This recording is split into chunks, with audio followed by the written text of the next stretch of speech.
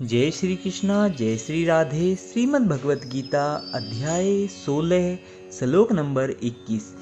त्रिविधम नरकस्य इदं द्वारं नाशनम आत्मनः कामः क्रोध तथा लोभ तस्मात् एतत् त्रयं त्यजेतः। भगवान श्री कृष्ण अर्जुन को कहते हैं इस श्लोक के माध्यम से कि हे अर्जुन, इस नरक के 3 द्वार है, काम, क्रोध तथा लोभ। प्रत्येक बुद्धिमान व्यक्ति को चाहिए कि इन्हें त्याग दे, क्योंकि इनसे आत्मा का पतन होता है। तात्पर्य जानेंगे। यहाँ पर आसुरी जीवन आरंभ होने का वर्णन हुआ है। मनुष्य अपने काम को तुष्ट करना चाहता है, किंतु जब उसे पूरा नहीं कर पाता तो क्रोध तथा लोभ उत्पन्न होता है। जो बुद्धिमान मनुष्य आसुरी योनि में नहीं गिरना चाहता, उसे चाहिए कि इन तीनों शत्रुओं का परित्याग कर दे, क्योंकि ये आत्मा का हनन इस हद तक कर देते हैं कि इस भवबंधन से मुक्ति की संभावना नहीं रह जाती।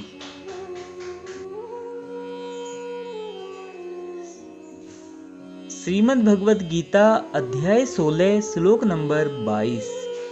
एतै विमुक्तः कौन्तेय तमः द्वारे त्रिभिः नरः आचरति आत्मनः श्रेयः ततः याति पराम गतिम।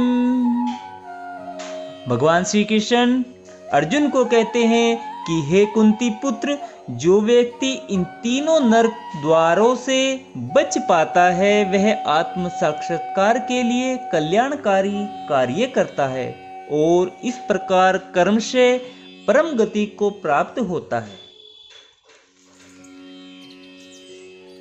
तात्पर्य समझेंगे।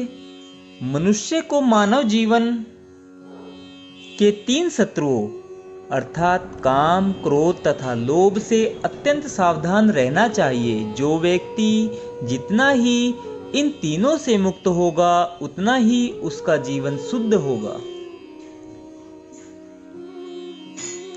तब वह वैदिक साहित्य में आदिष्ट विधि विधानों का पालन कर सकता है। इस प्रकार मानव जीवन के विधि विधानों का पालन करते हुए वह अपने आप को धीरे धीरे आत्म साक्षात्कार के पद पर प्रतिष्ठित कर सकता है। यदि वह इतना भाग्यशाली हुआ कि इस अभ्यास से कृष्ण भावनामृत के पद तक उठ सके, तो उसकी सफलता निश्चित है।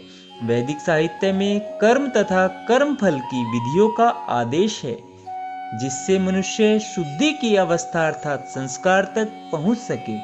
सारी विधि काम, क्रोध तथा लोभ के परित्याग पर आधारित है। इस विधि का ज्ञान प्राप्त करके मनुष्य आत्म साक्षात्कार के उच्च पद तक उठ सकता है, और इस आत्म साक्षात्कार की पूर्णता भक्ति में है। भक्ति में बद्धजीव की मुक्ति निश्चित है। इसलिए वैदिक पद्धति के अनुसार 4 आश्रमों तथा 4 वर्णों का विधान किया गया है। विभिन्न जातियों अर्थात वर्णों के लिए विभिन्न विधि विधानों की व्यवस्था है। यदि मनुष्य उनका पालन कर पाता है, तो वह स्वतः ही आत्म साक्षात्कार के सर्वोच्च पद को प्राप्त कर लेता है। तब उसकी मुक्ति में कोई संदेह नहीं रह जाता। राधे राधे भक्तजनों, राधे राधे। जय श्री कृष्णा।